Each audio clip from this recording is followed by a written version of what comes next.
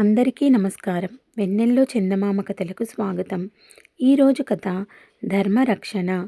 అవి ద్వాపర యుగం ముగుస్తున్న రోజులు. కురుక్షేత్ర సంగ్రామం ముగిసింది. కౌరవులంతా నశించారు. పాండవులు స్వర్గం చేరిపోయారు. శ్రీకృష్ణ పరమాత్మ ఉండడం వల్ల ద్వారక సుభిక్షంగా ఉంది. యాదవులందరికీ గర్వం పెరిగిపోయింది. వారు కొందరు మునీశ్వరులు వస్తుంటే ఒక మగవాడికి స్త్రీ వేషం వేసి గర్భం ధరించినట్లు ఆకృతి సృష్టించి వారి వద్దకు తీసుకువెళ్ళి, మునీశ్వరులారా, ఈ స్త్రీకి మగబిడ్డ పుడతాడా ఆడబిడ్డ పుడుతుందా అని ప్రశ్నించారు. అందులో ఒక ముని వారి అహంభావం గుర్తించి బుద్ధి చెప్పాలనుకుని నిర్ణయించుకుని, మూర్ఖులారా, వీడికి ముసలం పుడుతుంది. ఆ ముసలం మీ యాదవ కులాన్ని నాశనం చేస్తుంది అని శపించాడు. వాడి కడుపున రోకలి పుట్టింది. వాడు చచ్చిపోయాడు. యాదవులంతా కంగారు పడిపోతూ మహారాజు అయిన బలరాముడి వద్దకు వెళ్ళి జరిగిన విషయమంతా వివరించారు. బలరాముడు ఆ ముసలాన్ని అరగదీసి సముద్రంలో కలిపేయమని ఆజ్ఞాపించాడు. అలా అరగదీస్తూ వారిలో వారికి కలహాలు పుట్టి యుద్ధం చేసి యాదవులంతా చనిపోయారు. రోకలి అరిగిపోయి చిన్న ఈటెలాగా మిగిలింది. ఆ విషయం తెలిసిన బలరాముడు ఏం చెయ్యాలో తెలియక శ్రీకృష్ణుణ్ణి పిలిచి, శ్రీకృష్ణ, ఇప్పుడు ఏం చెయ్యాలి అని అడిగాడు. శ్రీకృష్ణుడు చిరునవ్వుతో, అన్నయ్య, మనం వచ్చిన పని అయిపోయింది. నువ్వు వైకుంఠం వెళ్ళిపో అన్నాడు.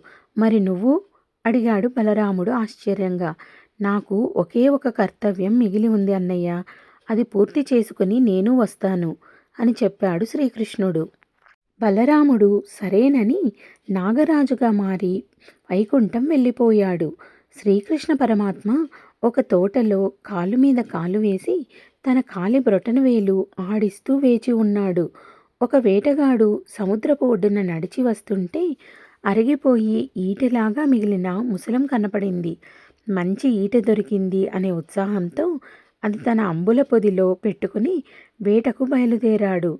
అతనికి తోటలో ఉన్న కృష్ణుడి కాలివ్రేలు కదులుతూ పక్షిలాగా కనపడింది. వెంటనే బాణం వేశాడు. అది పరమాత్మకు గుచ్చుకుంది.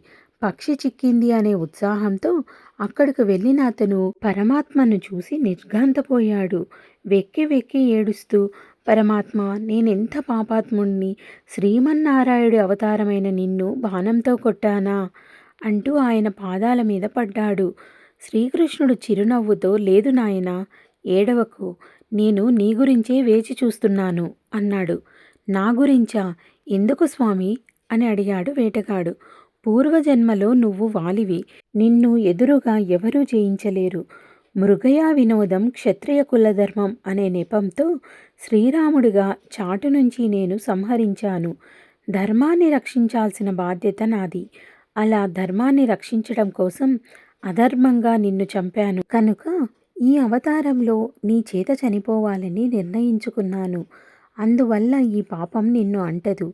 రామావతారంలో నాగరాజు నాకు తమ్ముడు. లక్ష్మణుడిగా పుట్టి సేవలు చేశాడు. అందుకే కృష్ణావతారంలో నాగరాజు బలరాముడిగా జన్మిస్తే తమ్ముడిగా నేను పుట్టి సేవలు చేశాను అని వివరించాడు పరమాత్ముడు. ఆ వేటగాడు పరమాత్మలో ఐక్యమయ్యాడు. శ్రీకృష్ణ నిర్యాణంతో ద్వాపర యుగం ముగిసింది. కథ సమాప్తం. ఈ కథ మీకు నచ్చిందనుకుంటాను.